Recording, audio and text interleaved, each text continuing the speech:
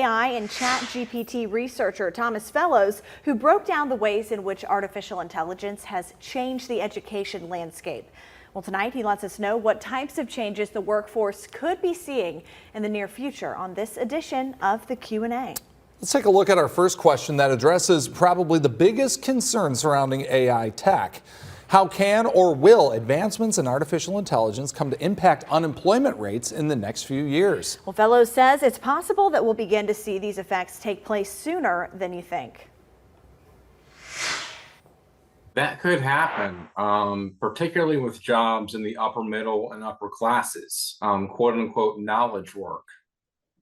So in the late 70s, the 1980s, the 1990s, the early 2000s, we saw a lot of automation and manufacturing and blue collar work. But now with ChatGPT, it's able to think so divergently, which means it's able to have creativity, that it's able to think like a human being. It's also able to encompass the big 5 personality traits of openness to experience, neuroticism, agreeableness, conscientiousness, and extroversion.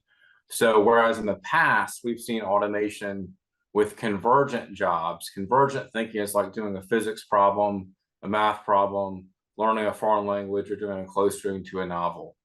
But now ChatGPT and other forms of AI are starting to even have integrative complexity, which means that it's able to look at situations from different points of view and different sides.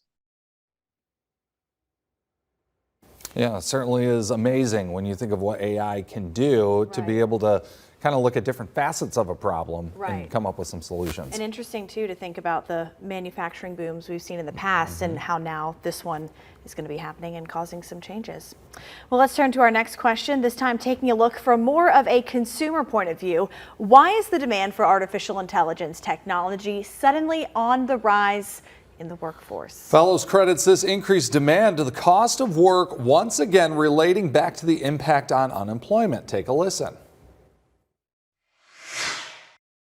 Right now, ChatGPT isn't necessarily able to think well enough to take away jobs, but it's getting a lot better.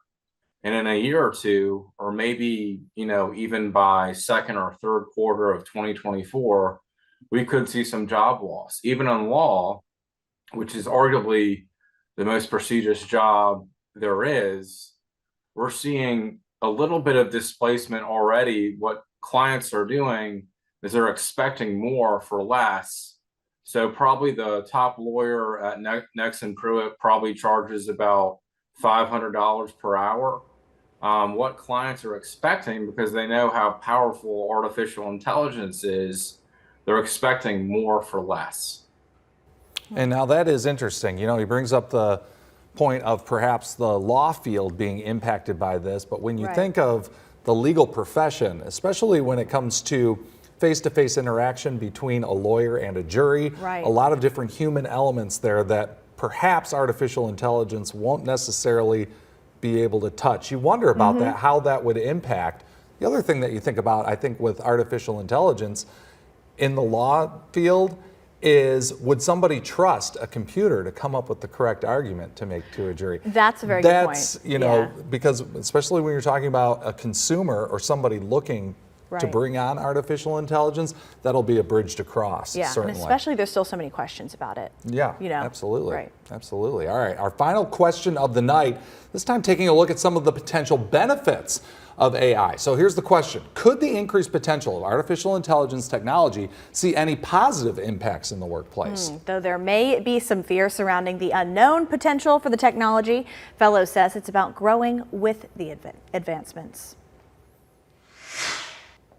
But there'll be new jobs to come, from artificial intelligence. Prompt engineering is the hottest job in the nation right now. You don't have to have a college degree. You can just get certified for, I took a class at Arizona State and got hit up on LinkedIn for a job paying 120 grand with benefits. And it only costs $550 for the class.